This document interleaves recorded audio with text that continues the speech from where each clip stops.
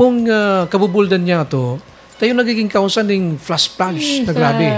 Actually, the last frontier ko no sa Bicol region, nakakalbo na ang katanduan ay si Siyempre. And first line of defense, ang katanduan is pag-abot sa bagyo. Correct ka dyan. Diba? So, dapat aktibo, nabakulang ang DNR, dapat ini collegial o kaya effort na bakulang ang DNR o Pendro o Sendro ang involved. Well, deputize yan ang kapulisan natin. Deputize. And so mga LGU.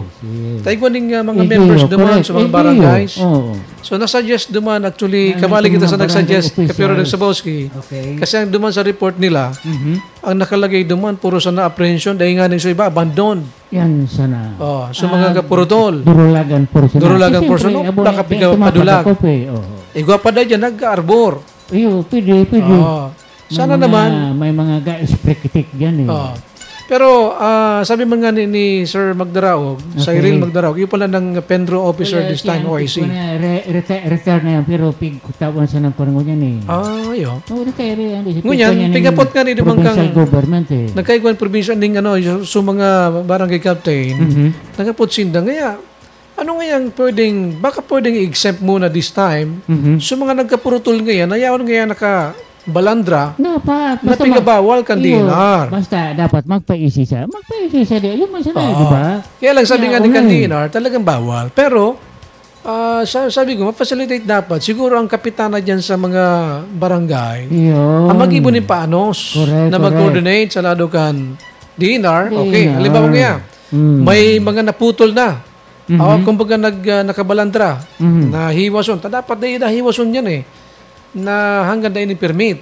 So siguro, facilitate ng barangay officials na tanganin makagibo na ng permit, tanganin na matawanan and i-priority so pwedeng matawanan kaya so mga naraulagan. Diba? At ako minsan pa igwang ka-opportunity dyan na bako man talaga dahil man naulagan, pigan negosyo. Mapaputol, negosyo. Pero, inang rason, may mga chincho na reserva. May mga reserva. Kaya lang, natatabig bawal dyan. Kasi, baka sa mga pinurutol na yan, siyempre, man sa hali na yan sa ibang paagi, illegal na paagi, hindi, talagang maluwas siya, mababa yan sa baba, halis sa kabubuldan. Correct. So, ngunyan, nakipuhan pala DNR, kulang man sindan ng tao, tanga na magbantay. So, we hope na ang mga LGU, bakulang sa provincial government, magtalaga ng mga tao dyan, na yung mabantay, magmantinir, as in magdakop. Dapat, and then, afterwards, later on siyang purge, mga karadyo periodiko, mag-tree planting po. Tree planting. Pagkusa ng tree planting, mo monitor, aalagaan hanggang magdakula. Iyon na ito sa pinataram to, Kapiro Nagsabowski, na so i-delegate dyan sa barangay, yung mabantay, yung mag-maintainer. Yung dapat, yun. Diba? Tama yun. Mag-maintainer, kaysa mag-hire ng mga job orders na yaon sa Kapitolyo ngayon, kung saan ngayon napig-arasign. Yes. Nasamantalang, katurok-tugaw, para kunyan man siya na ng kape. Kape, sir. Para patimpla man sa ng kape. Ano, sir, makape ka. Kaputong ka isip. Ano isipag mo? Tatmo na pero sa boski. Ang pinataramta na kuminsan, gahayar ni mga job orders na patimpla man sa ng kape ka mga amo. Ano daw kung mag-hire kita ni mga job orders na yung magbantay sa mga barangay. Diba? Ga-maintain ka na, kapalibutan ka, tanom, gabantay pa. Duman sa mga illegalista. Job order na tao, na taga-barangay. Yes. Taga-barangay na nga ni. Taga-barangay. Duman na sinda. Particular barangay. Pwede, available na mga, pwede man daw sabi ni Governor. Kaya lang, may kunyan siya, kulatilya.